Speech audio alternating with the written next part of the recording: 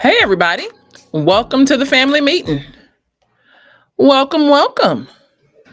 Today is Thursday, and I made it back from, I don't even know where I was coming from now, from Houston.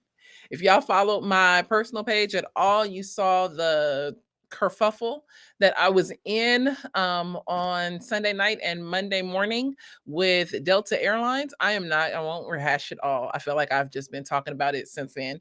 But yeah, I was on my way to Impact 360. And on the way to Impact 360, we had to make an emergency landing. I took off from Ontario, California, and pilot comes on and is like, there's a weird smell. It's been reported that there's a weird smell on the plane. I heard crew later after we landed talking about that it was like a natural gas kind of smell. And so pilot was like, we're about to land in Albuquerque. It's the nearest airport. We were on the ground so quick. Like it was just boom, we were on the ground. And so there was that. And then some other stuff happened, but on the way back, I had this massive delay, which ended up being an overnight delay. And it was handled extremely poorly. And so I documented that on my personal channel. But you guys, this weekend, I went with my brother, my sister-in-law, and my oldest nephew to take him to school in Texas and drop him off at his college and see his dorm. And you guys, I'm still not okay. I was not okay this weekend. I wasn't okay last week, knowing that this was going to be the trip. We've never as a family been that far apart except for when I lived in South Africa. And so now I'm like, he's 18. He is living on his own in a dorm room with people I don't know. I do not feel okay about this. I don't know how parents just drop their kids off at school and be like, see you later. Like, I am just the aunt and I am not okay. And so for all of you parents, I've seen some parents on social media, talking about, oh my gosh, the time is coming, the weeks are winding down. Know that you are not alone. This is not natural. It is not okay. Yes, he is mature. He's 18. And those things can kind of be in conflict sometimes, maturity and 18, but he's a good kid. And so we're praying for him. And you guys know that drop us a line. You need that extra prayer support because you are sending your kid off to college. Know that we are there with you. It is not okay. We are not okay. But we are grateful that he has the opportunity. And so, yes, that was my weekend. I had an awesome time at Impact 360. I spoke at their immersion program, which is their 2-week program, to high school students, and we talked about race, racism, and justice. And we looked at all of the different ways in which, critical race theory, critical theory wants to be, the way that people are trying to promote those ideas, along with like general social justice in churches, in our, just general society, and what is wrong with these frameworks. How do we use a biblical framework to actually tell when injustice is occurring? No one says that injustice doesn't occur. Injustice definitely occurs. And we're actually going to talk about that in just a minute. But being able to answer their questions to help them think through issues of justice and race was so important. And at the end, it was just awesome to hear their questions, to hear things that they learned and where they were challenged. One girl came and said, my parents left our church a couple of years ago, and I didn't understand why, and I was really upset. And now that I hear you talking, it reminds me of a conversation that I had with my friend who still attends that church a couple weeks ago. And she said that there was something, she couldn't put her finger on it, but something wasn't clicking. Like it just seemed like a weird conversation. And she says, as we were talking and dialoguing about social justice ideology, she was able to put the pieces together, and she understood that what didn't feel right was that, her friend at this church had, I don't want to say maybe bought in, hook, line, and sinker, but definitely was spouting off more social justice ideology, tenets or ways of thinking, and that is part of the reason why her family left. And so now she was saying, as I was so upset then, I'm, more grateful today because I can see where the errors would be in adopting a framework like that, especially adopting a framework like that inside of a church. So it was a good time. It was a good time. Spending the night in the airport does not compare to the good time that was had at Impact 360. I am so grateful for their ministry and the work that they're doing.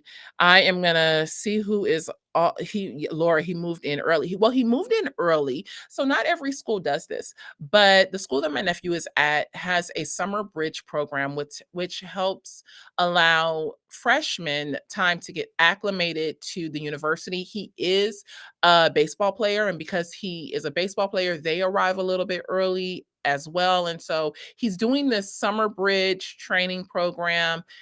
And so it's a bunch of freshmen, and they have a few older classmen who are on campus as well to kind of help direct things and stuff like that. But you guys, the not okay is so real. It is real. Victoria, you don't have to think about that for another 16 years. Let me tell you, the 16 years will go quick. Cherish every moment, because my nephew literally was born about 37 minutes ago, and now he is in college in Texas, far away from the aunt who definitely wants to be there. Okay, let's go to the first thing that we're going to talk about today, which is the Epstein. Oh, I almost said a word that I couldn't say. It is the Epstein. What would be a good kerfuffle? The Epstein injustice. It's a situation. Yeah. Let's go to the Epstein situation. Krista, you have those links. I want to just go right to the first one. Let me give a little bit of information. So Jeffrey Epstein, everybody knows what's been going on with this situation. He has, back in 2019, I think he actually killed himself, or that's what's been said. He's killed himself behind, all of the allegations, all of the situation, all of the videos that have been seen or, revealed, and the trafficking of children and the abuse of children, the pornography of children, all of these things that have been, found out about this man in I believe it was 2019, not 2018. I believe it was 2019 he killed himself. And so people, the public, politicians, people have been really saying, hey, we need to know who are the people involved with this. What is the client list? And there was, conversations of client lists for a very long time, and flight logs and all of this. And so in February, I believe it was February of this year, there was a release of flight logs, and the flight logs don't say much. In some places, the flight logs. Those are old. They actually Yeah. were released a few years ago. There was what I was reading was from February of this year, but maybe I'm wrong. I think you're thinking of the binders where they re-released them.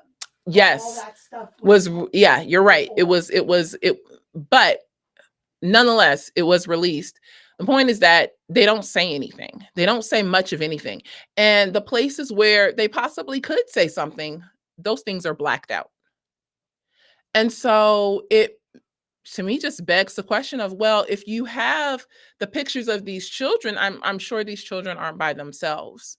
I'm sure these children just aren't with Epstein. Like, who are the people who were taking the plane rides to the children? And so we had been, told, hey, the, client lists are going to be released, or, we have client lists and things like that. And now we don't have client lists. And it's gone back and forth to perhaps the left made up client list, to, well, there were actually no client lists, and this is just something to thwart people, to put them against Trump, and to, turn his supporters away from him. Y'all, this isn't about political sides. This is really about injustice. And how are those who are powerful, who are considered the elite, who have wealth, able to hide behind their status and not face the true reality of their crimes? Yes, some people are like, well, Epstein got what he deserved because he's dead. Well, what about the victims? And what about the truth that I would say is due to the American people? And I say due to the American people because I am willing to bet money that many of the peoples who participated in these, children rings and child trafficking schemes and things like that are probably people we put in office. They are probably people that we go and see on the big screen and pay to see. But they're able to hide behind their status. They're able this is a true form of a biblical injustice, which makes me also wonder, where are all of the social justice warriors who are standing on business, who will, stand against, or stand for, the queering of your child. We're going to stand for social justice and let your child cut off their genitals. But when we have a true injustice happening against children, I don't see any riots. Let's go to this first thing that was released earlier. Yeah. Ooh, I can't see that at all. Oh, sorry. Okay. I had to have an eye doctor's appointment today because I can't see y'all. Y'all don't drive too close to me. No, actually, my vision's good on the road. It's just when I have to read. That is not any better, friend. Let me actually open it up. I think I have it in my own account. Let's see. I can try to magnify it. No, I can't. No. Sorry, guys. I actually might not be able to read it. I can read it, I guess. Go ahead. That'd be awesome. My little partner behind the scenes is gonna, or actually here, I can open it. Let's see what it says here. Yeah, can you read it for me? Sorry. No, it's okay. I don't have any makeup on, but okay. As part of our commitment to transparency, the Department of Justice and the Federal Bureau of Investigation have conducted an exhaustive review of investigative holdings related to Jeffrey Epstein. To ensure the review was thorough, the FBI conducted digital searches of his databases, hard drives, and network drives, as well as physical searches of squad areas, locked cabinets, desk closets, and other areas where responsive material may have been stored. These searches uncovered a significant amount of material, including more than 300 gigabytes of data and physical evidence. Yada, yada, yada. The systematic review revealed no incriminating, quote unquote, client lists, no credible evidence found that Epstein blackmailed prominent individuals as part of his actions. We did not uncover evidence that could predicate an investigation against uncharged third parties, yada, yada, yada. No client list. He wasn't killed and he didn't blackmail people. The end. Yeah. And I just don't buy it. And I do think that there is reason to talk about this. I do think that there is reason to keep this, this information going, because when the media kind of just sweeps it under the rug, all of a sudden, well, it's not here, so we're just going to move on to the next thing. The perpetrators are still out there on the loose. If this was a regular person, just a regular Joe Schmo from Upland, California, it would be everywhere. It would be talked about for days. He would be arrested. He would have to be in his own private cell because those in the jail would most likely kill him. Like, these are, and this is why I say it's a true injustice, a biblical injustice, because the weight of my wallet should not tip the scales of justice. But that's what it kind of looks like is happening. This is not just one person who, was nasty and was doing some things, and he came into contact with a few children. I think I read somewhere that it was like upwards of 1,000. Like, there are hundreds of videos. There's tons of information. This is not just a rogue individual. This is a system. This is something that was systemic and systematic. This is I would say one of the highest levels of exploitation and abuse of children. And for media, for politicians, I've even seen a couple of Christians as I was looking through this today, who are like, well, Kind of like on to the next thing. We're never going to know. That is, to me, that's just not okay. We cannot be a people of truth. We cannot be a people whose God is just, people who are called to do justice, and yet be okay with this. And that just seems like that's the way that this is going to go. Like, it's just going to be something that's swept under the rug, pushed to the next thing. And, and if Trump's name is on here, he would need to also face the penalty and face the crime. We can't, support a political person to the degree that we will allow them to commit gross injustice. We can go to the next one. I think it's Well, go ahead. hold on. It's already known that Trump was friends with Epstein for like 10 or 15 years. Yeah. Like, that's not a secret. No. That's just that's commonly known. Mhm. What is unknown is that, or to be determined, is like, did he go to the Epstein Island? Did he participate in the pedophilia? Because you can have, a casual friendship with a crazy person, not realize that they're low-key crazy until, you start figuring it out. So, I mean, it is known. I mean, there's pictures of him and Melania with Epstein. But that's what So- I mean. Like, if lists do exist, which I honestly do believe they do. Call me a conspiracy theorist at this point, I guess. If his name is on it, so be it.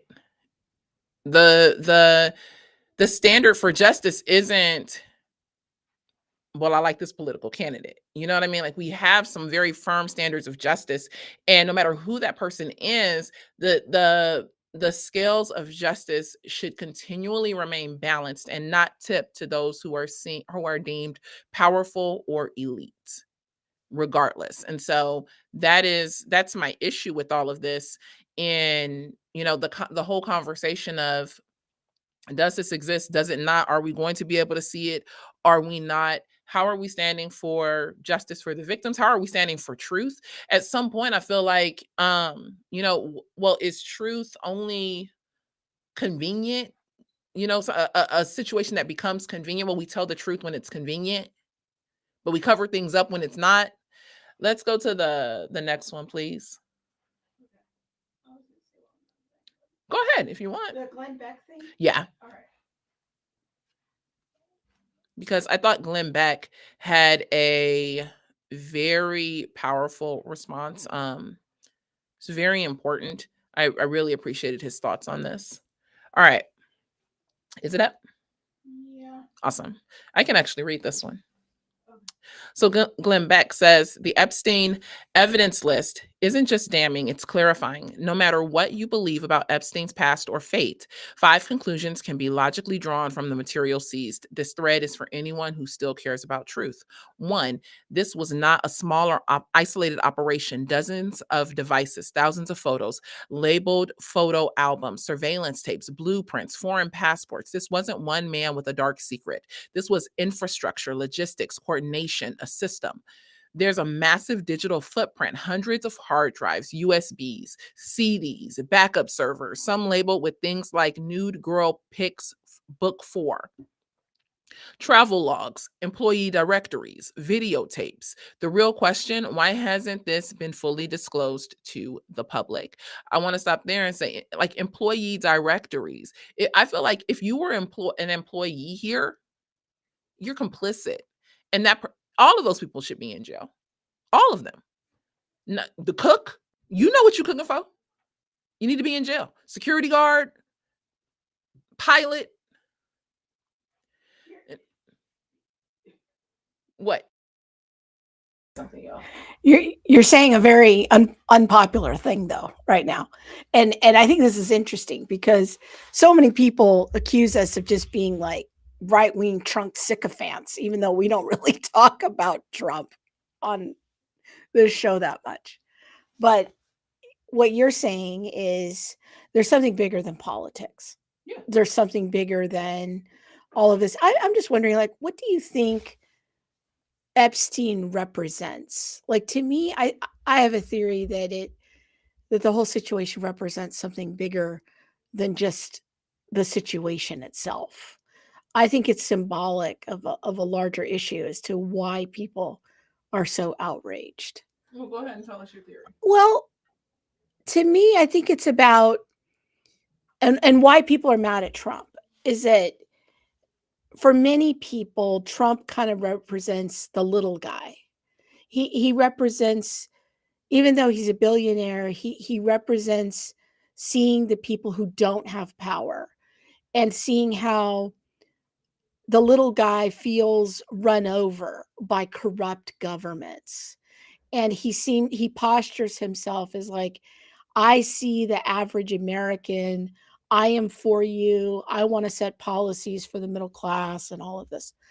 I think the reason that much of his base is upset is because this seems so antithetical to the little guy narrative of the littlest people of all of underage people being exploited by powerful people in and we're just going to wave our hands and not do anything, and there's no consequences, these people all seem like they're just above the law, and this goes against kind of one of the heart of how Trump postures himself. I don't know. I just that's my theory as to why people are really just so upset. So I have Hold on. All right. So I have a similar feeling, but it's different. And I'll come back to the Glenn Beck thing in just a minute. I feel like it is, or like America is kind of in this cosplay moment. Like we dress up like the home of the free and the land of the brave until we see a situation like this where we can truly be brave and stand up for those who had no freedom. But we can't do that because the elite step into play and well, they get to hide behind their wealth. And so are we really the land of the free and the home of the brave in this context, in something like this where it really matters? And this is where I really think back to my years in CRT, because I would immediately say, see what power does? See what happens to people who have money. When you have money and when you have power, you always wield it and oppress this group of people. And I would automatically be able to categorize who's being oppressed and why they're being oppressed and how they're being oppressed. But it always came back to white male money and how white men with money in our country were dangerous. Now, I don't believe that now. I definitely have more nuance and I understand, sin and the problem of evil and, all of these things. But this is what drives that narrative. When we talk about being a nation that is built on these specific pillars, and yet those pillars don't stand when we allow injustice to take over, to take place, or to be swept under the rug in something like this. Does that make sense?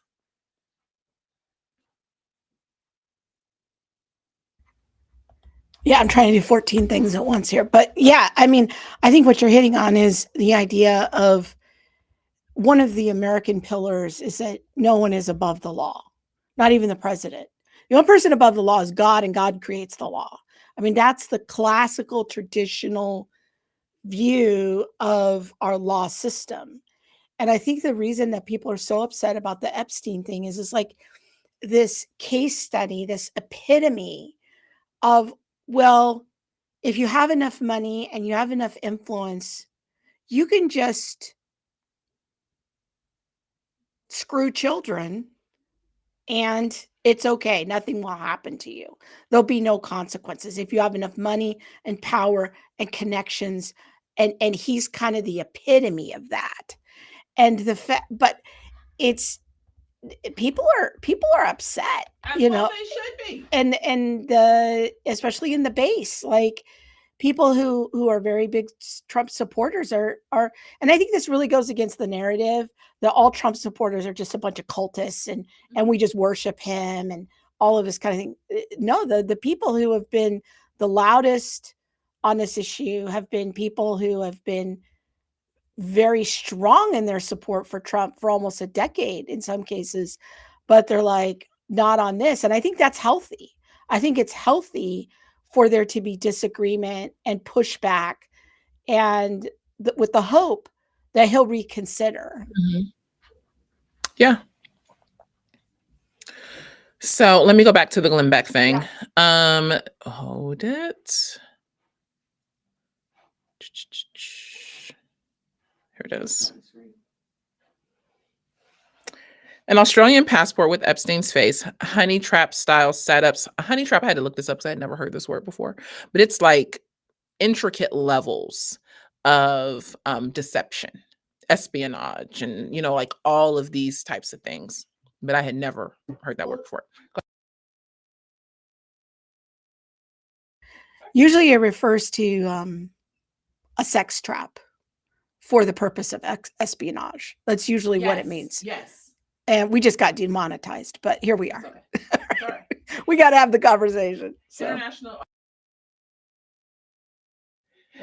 International mobility, too much precision, too much reach, too many decades undetected. This isn't wild theory. It's logical. It's a logical hypothesis. The system's silence is itself evidence. If anyone else had even 1/10 of this material, underage photos, coded file names, flight logs, they'd be under a prison. But here, crickets, no prosecutions, no answers. That's the real scandal.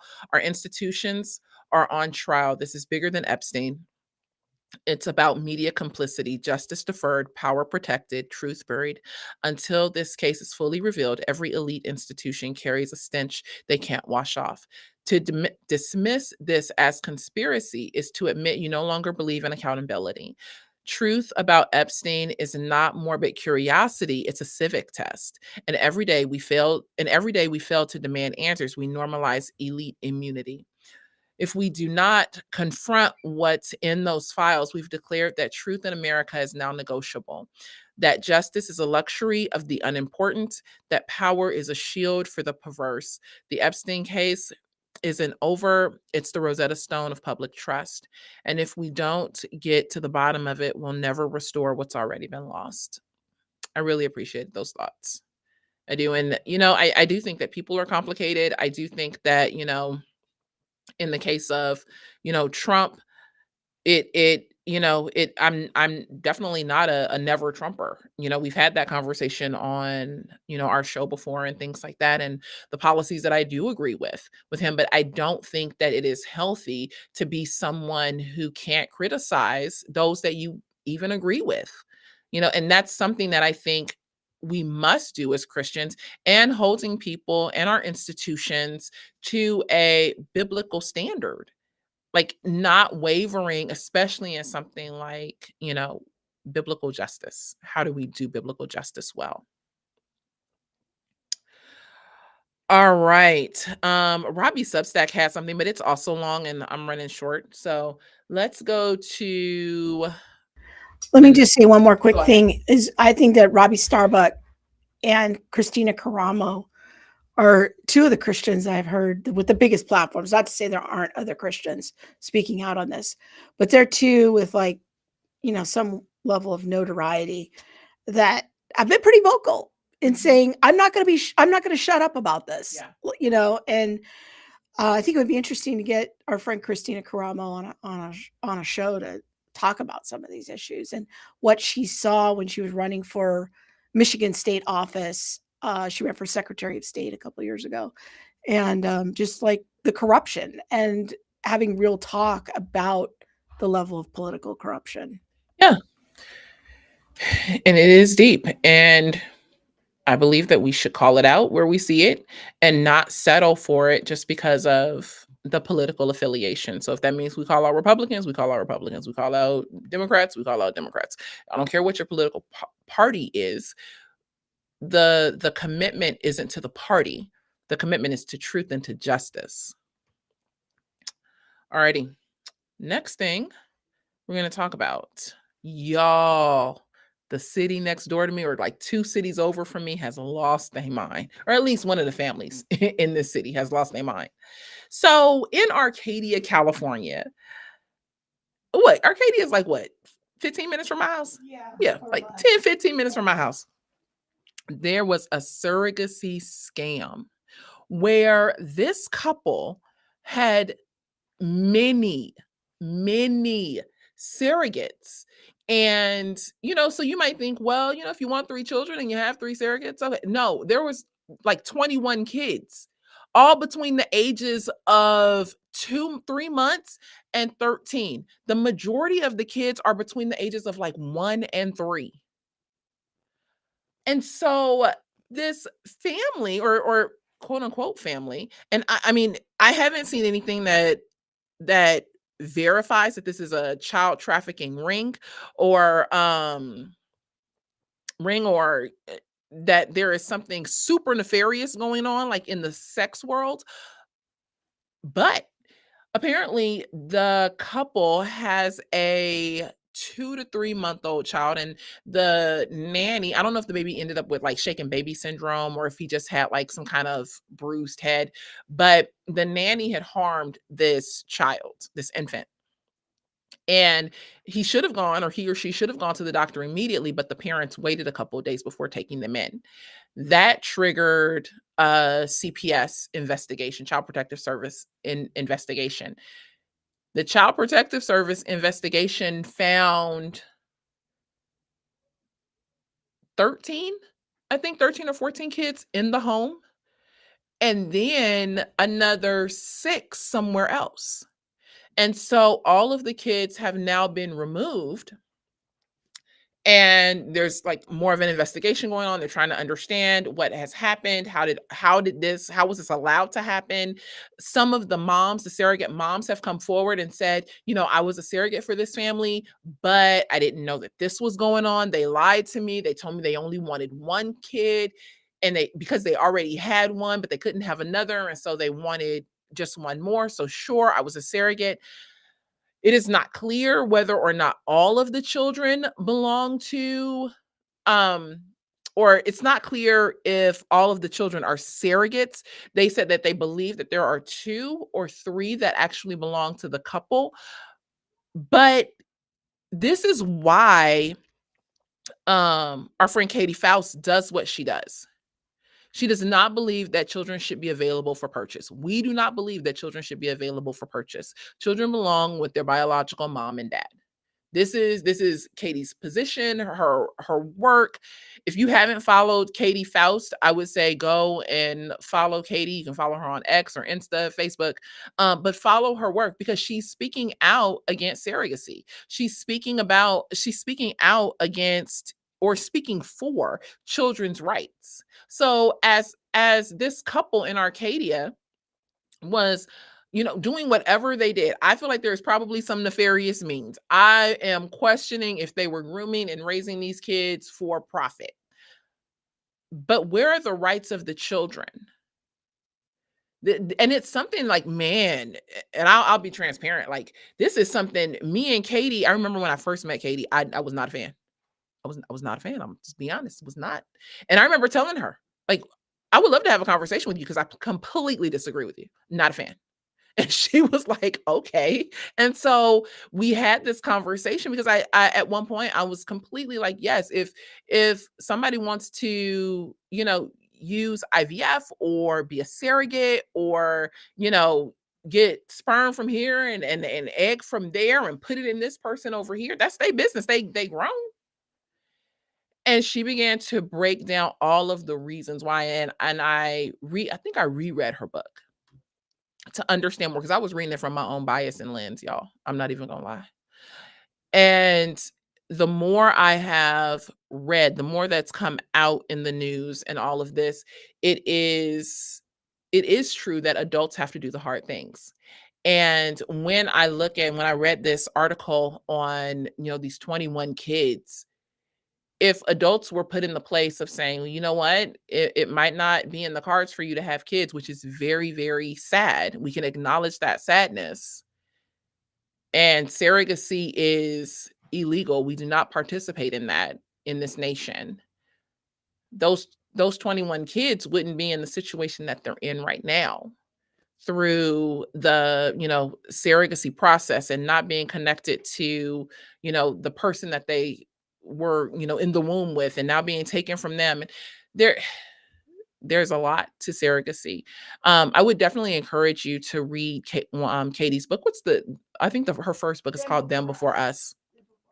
It is eye-opening, and it documents a lot of stories of children who were conceived through surrogacy and the experience, those who I think she also has some in there who were conceived through IVF and things like that. And so I would say if you're wanting to know more information about how do we put children's rights first in regard to things like surrogacy and IVF, and how do we advocate for children well, not just advocate for children who have, been trafficked, but advocate for the rights of the children from, the time they are literally conceived. How do we do that well?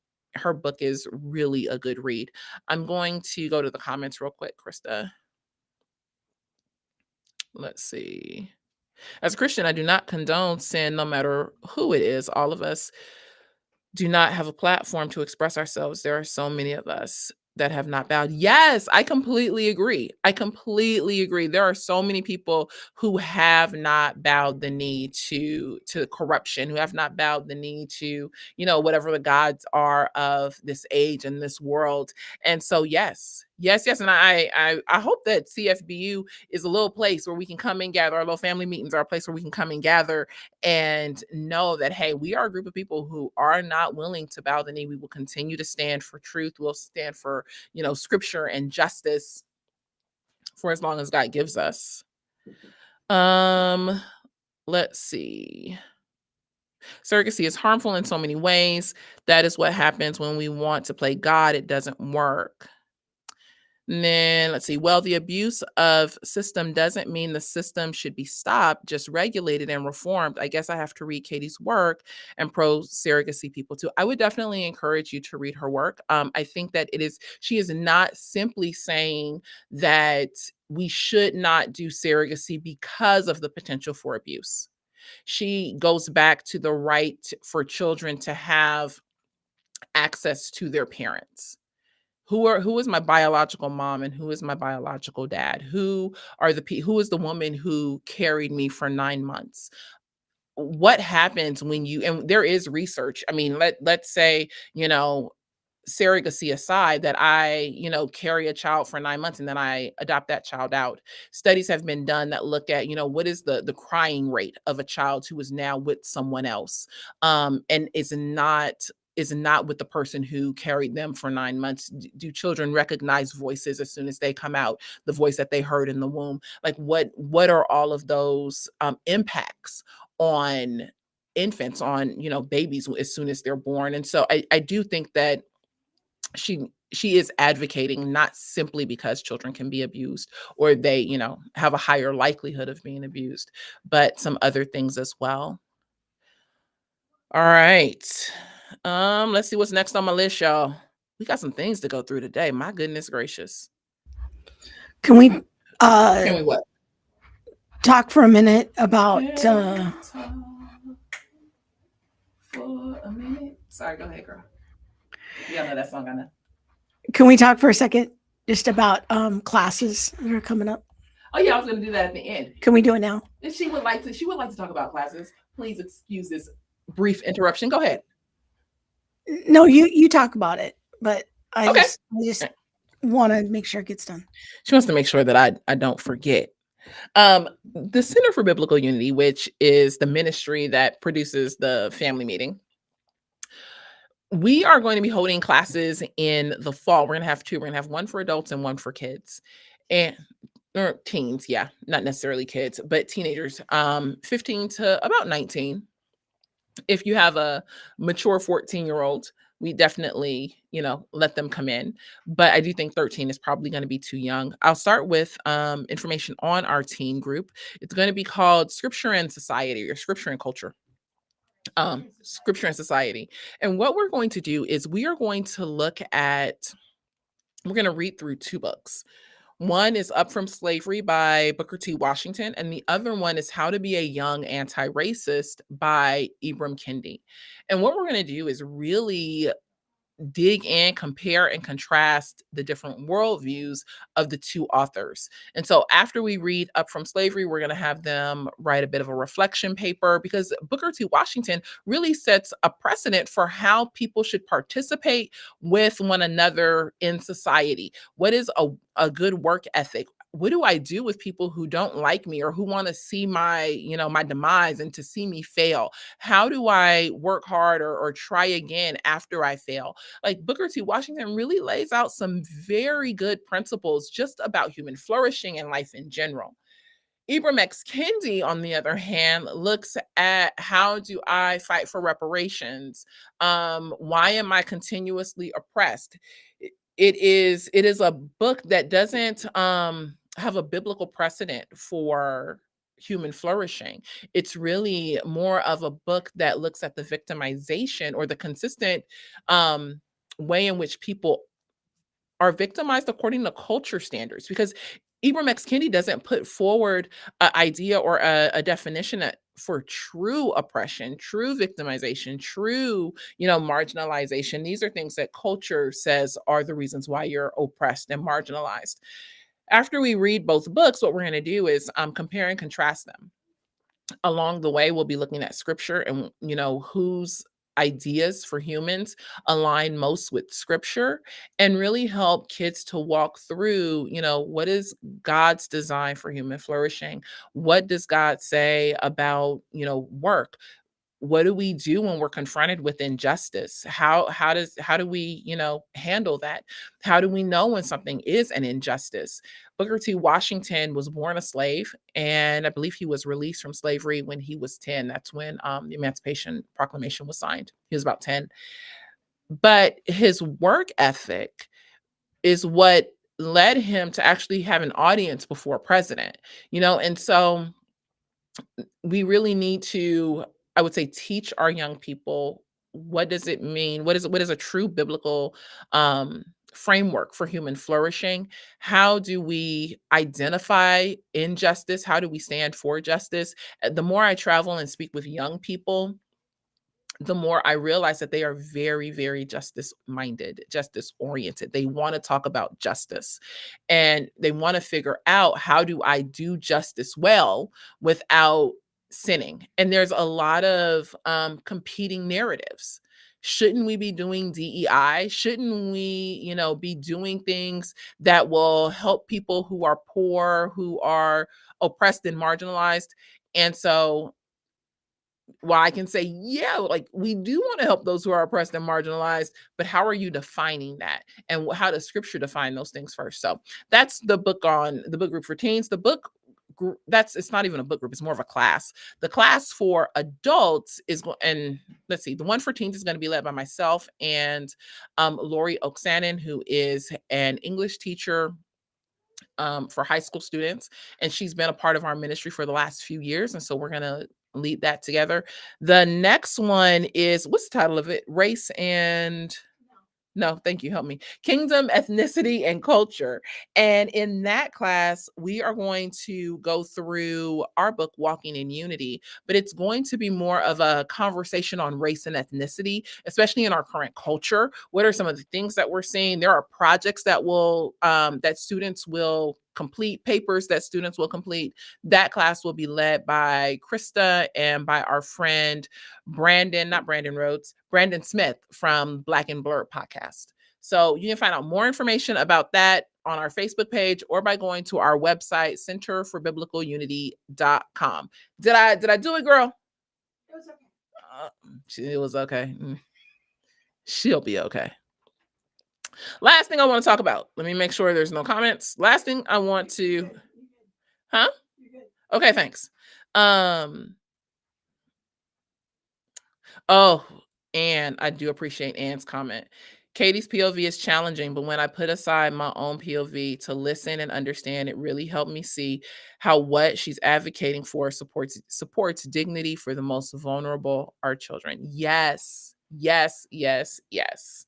And that's where it is. Like, I had to sit aside my own preference, my own POV. I had to sit aside like questions that I had, like, and just deal with the material that's in front of me. Last one. Thanks, Ann. Y'all. Okay, so I have a question.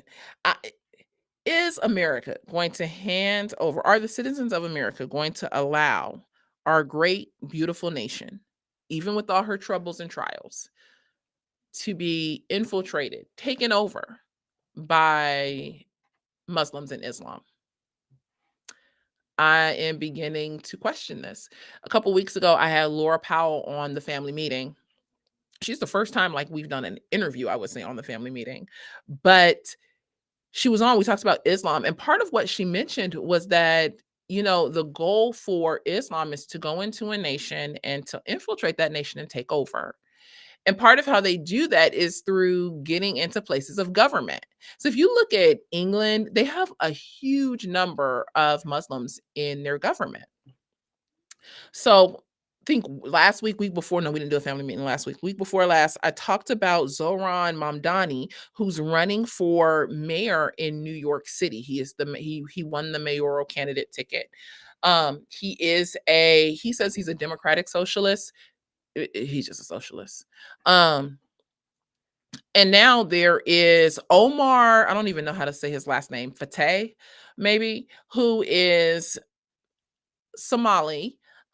His parents immigrated here, but he is a Somali, and I would say that it is fair to maybe socialist light. But he's running for mayor of Minneapolis. He's received a bunch of pushback, and I don't know if that the pushback has been helpful. I think a lot of people have come out to, talk about the fact that, was he born here? Was he not? And things like that. And while we can have that conversation, I am very concerned of the culture. What is the culture that you're bringing? What are the policies that you want to institute? Because let's be honest, Islamist culture is not the same as American culture. So if we can go to the first one from Newsweek. Well, more than that, I would say it's not that the problem is not that it's not the same. The problem is it's incompatible. Well, that's what I mean. Yeah. It is not the same. Like, that will never be the same. It will never be able to blend. Like as long as you uphold any form of Islam, it's not compatible with the American worldview, with who we are as a nation, with what we see as justice. Does that make sense? Yeah. I'm just here, chime in if you want. So there was a piece in, what is this, Newsweek? Yeah, some rag. Yeah. All right, you want to go to that? All the pop-ups. All the pop-ups. Maybe we can skip it, but let me just go ahead. Go ahead. This piece really is in support of him, but I thought that Charlie Kirk they quoted Charlie Kirk more in the negative, but he said Muslims are commanded to take over the government in the land they live. Is this in the article? Scroll down a little bit. The attempted Islamic takeover of America is made possible thanks to mass immigration.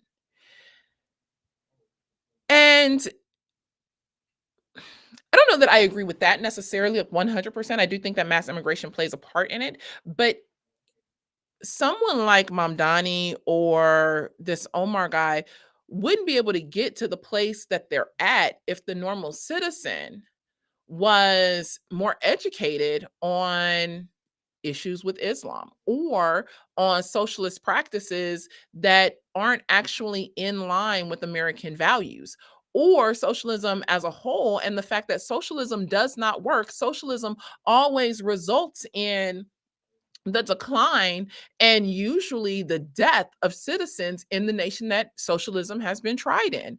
We do not have a full understanding of these things. When a poll was done a couple years ago looking at groups that were most likely to vote for socialists, millennials and Gen Zs were like, sign me up.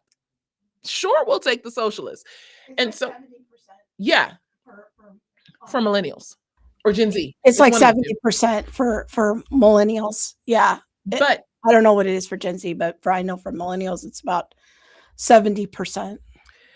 and so with that, I wonder what was it just the indoctrination in the schools that said, "Hey, we should be, everyone with equity, no one having private property." Like this is the way that these people are talking.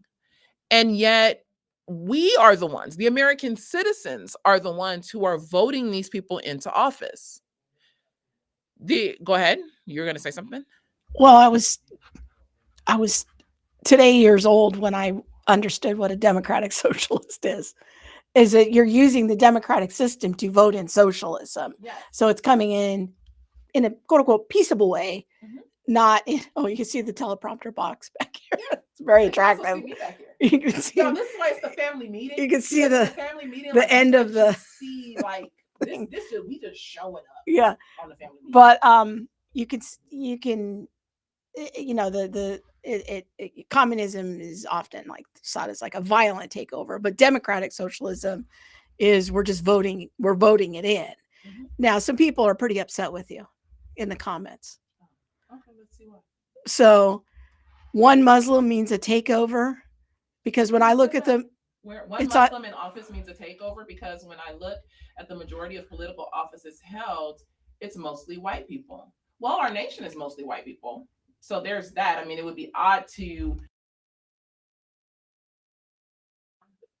I said, well, our nation is mostly white. And so I think it would kind of be odd to have a nation that, is 65, almost 70% white and, have different demographics than that.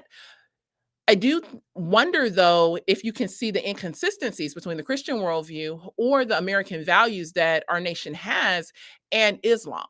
So while it's not a race problem. No, it's not. This is not a race issue. This is a worldview problem. Yes. While one Muslim may be one Muslim, what does that mean? How are we being pacified to think that this is acceptable?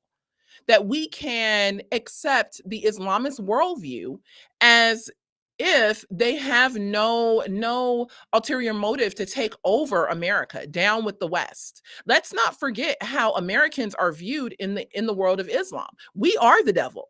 We are the ones to be conquered and annihilated. And so yes, I do have a problem with it. When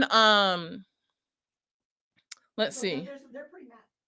So you want to see the next one? Yeah, go ahead. It's always disappointing when Christians who know what it feels like to be lumped in with other Christians lump all communists together, all socialists together, and all Muslims together. You do recognize that sounds idiotic, right? Like I just got to point that out. Like lumping all Christians together.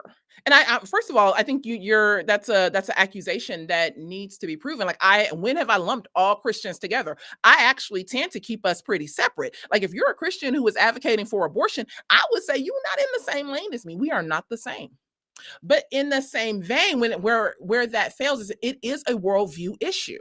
And so this isn't about lumping all Muslims together, well, it kind of is. Like Muslims, a Muslim who is a Muslim, if they know anything about their holy book and are following their holy book, they understand what it means to go in and to infiltrate a group, a society. Look at what's happening in London. Well, it's part of the religion. And, yes, this person maybe missed our conversation with Laura about understanding that Islam is not just a religion, it's also a political philosophy. It's both. And so it's important to understand that there is a strategy involved in Islam, and perhaps you would do well to Google some videos of what's happening in Dallas, Dearborn, Michigan, and Houston, and coming soon to Atlanta, that there is an intentional strategy by Muslims to move into communities, get elected to local offices, and to bring things into Sharia compliance. And if you're not familiar with this strategy, I would encourage you to start educating yourself on what's happening. It's not a matter of saying all Muslims are radical, but there is an end goal of the 3 stages of jihad, which would be something that we have documented on our channel before, of how to think about these things. So I understand, like, you might be jumping into the middle of a conversation here. That's okay.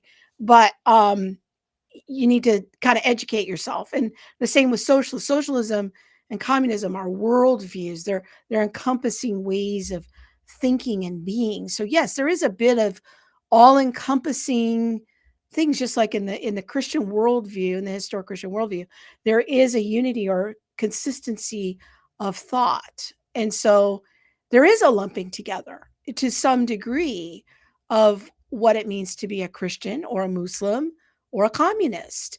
Beliefs stand behind those ideas. So go ahead.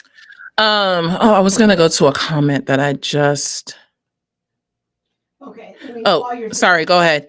While you're thinking, I'll continue. Go ahead. So this person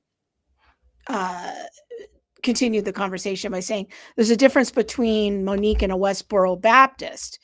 Okay, but this Zohan's Islam could be very different than other forms of Islam. I would encourage you to educate yourself.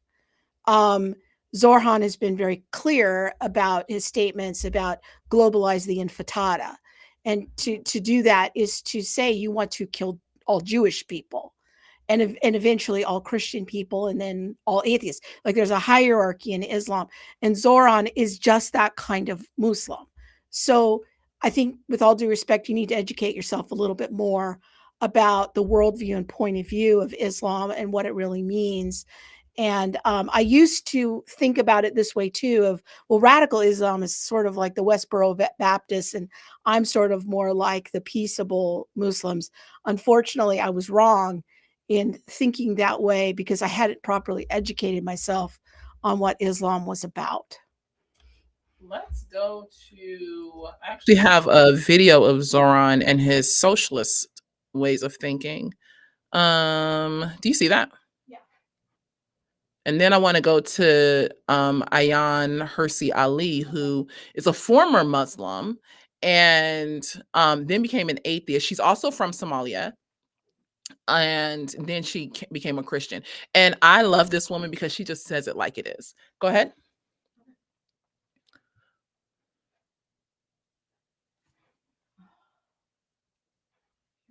I just need to hear it. Is that every single person should have housing. And I think, faced with these two options, the system has hundreds of thousands of people unhoused, right? For what? And if there was any system that could guarantee each person housing, whether you call it the abolition of private property or you call it, just a statewide housing guarantee, it is preferable to what is going on right now. Mm-hmm. And I think that people try and play like gotcha games about these kinds of things. And it's like, look, I care more about whether somebody has a home. Are prisons obsolete? Whew, coming through with the quotes, coming through with the titles of the books. I have to read that, actually. I haven't read that as yet. But I think that, frankly, what purpose do they serve? Right? I think we have to ask ourselves that, which is that, I think a lot of people who defend the carceral state, they defend the idea of it and the way it makes them feel.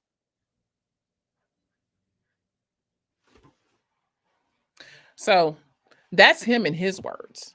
What do we do with, private property? What do we do with prisons?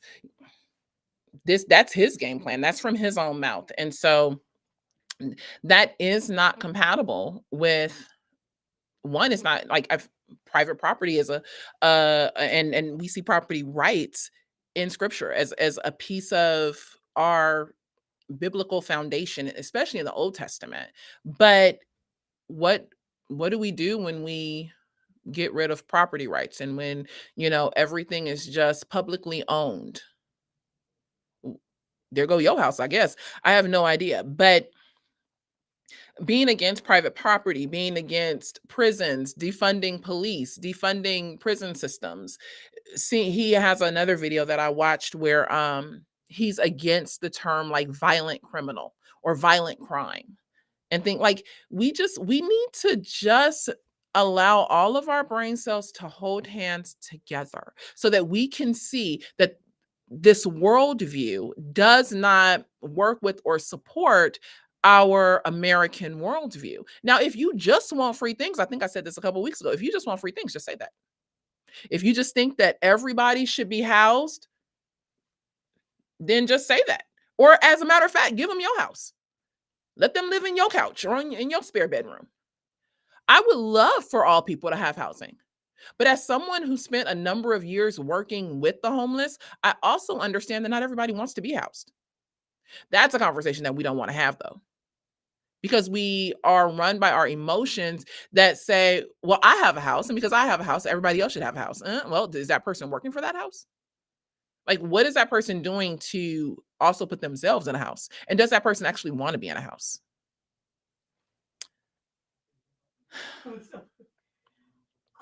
Someone's asking.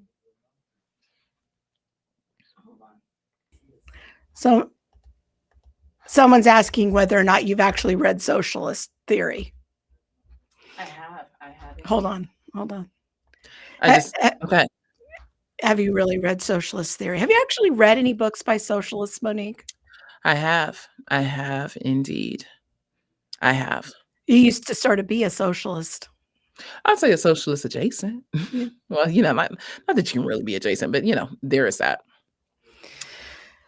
Oh, goodness gracious. Let's listen to Ayaan Hirsi Ali before we sign off.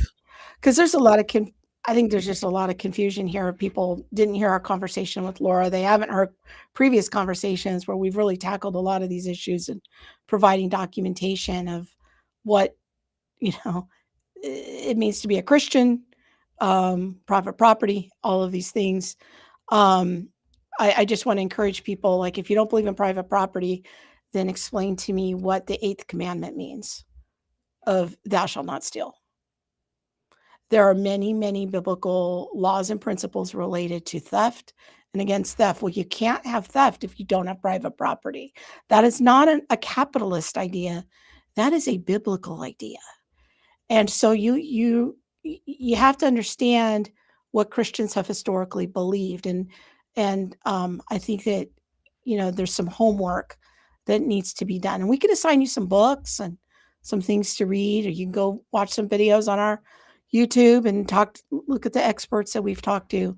But private property is a biblical idea. Guarding private property is a biblical idea. And things like eminent domain are theft. It's just government theft. So we have some work to do. Okay. So I think Julian must be a socialist. There are a lot of pro-socialist comments here. The issue about theft and property also connects to the 10th commandment of coveting. So there was another comment that I wanted you to respond to. I want to kind of go to Ayaan. Okay. All right. Then we Sorry. do that. I just I'm looking at time, and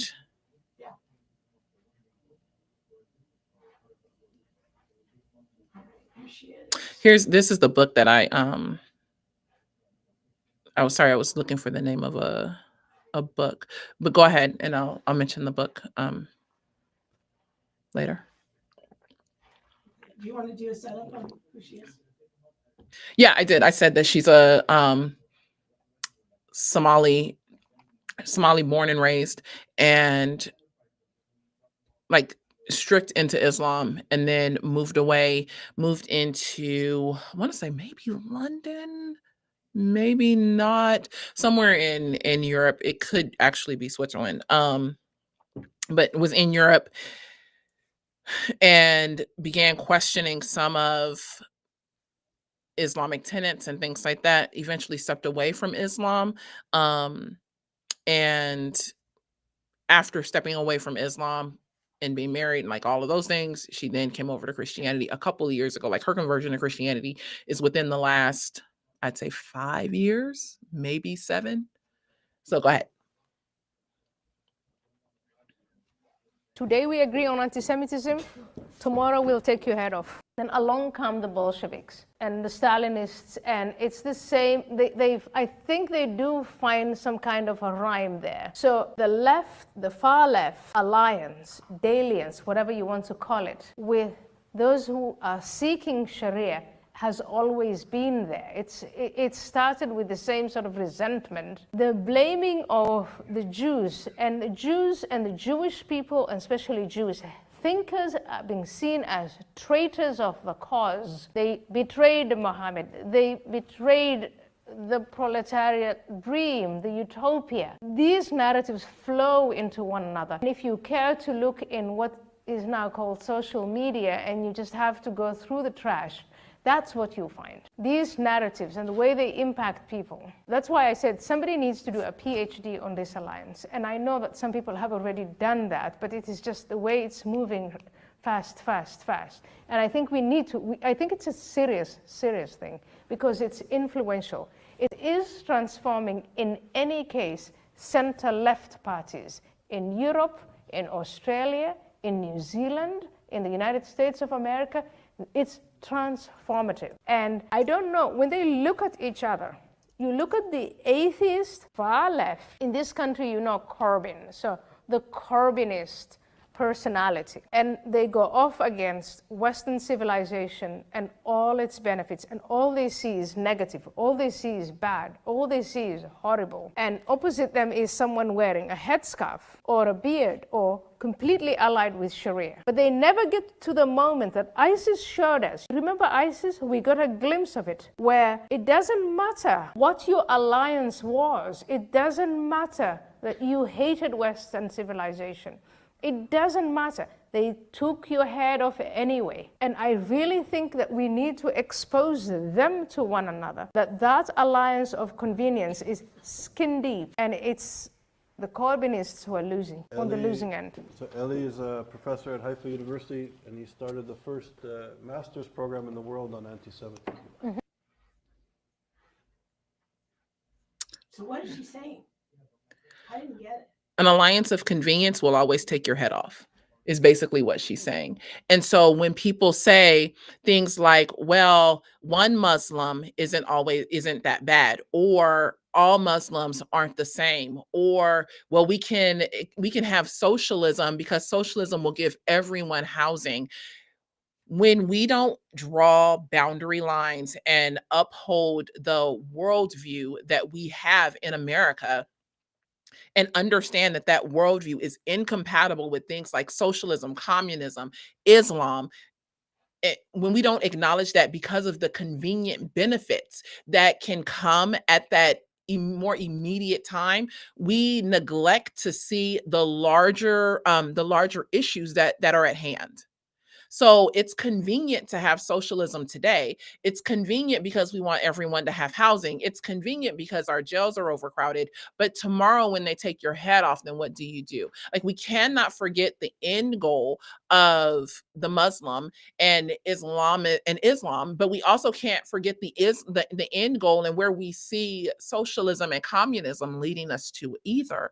And so what I appreciate about Ayaan is that she was raised in an Islamic home, like all the way down to like genital mutilation and she has gone through all of it and stepped away, and then became an atheist and was an atheist for a number of years, and now as a Christian is speaking out against the things that she sees in Islam, and wanting to fight for the freedom of women who are trapped in Islam, and wanting to also prepare and make sure that those of us in the West understand that this is not a marriage that will, end in a happily ever after. This is not a relationship that we can have for convenience, thinking that there won't be repercussions on the back end.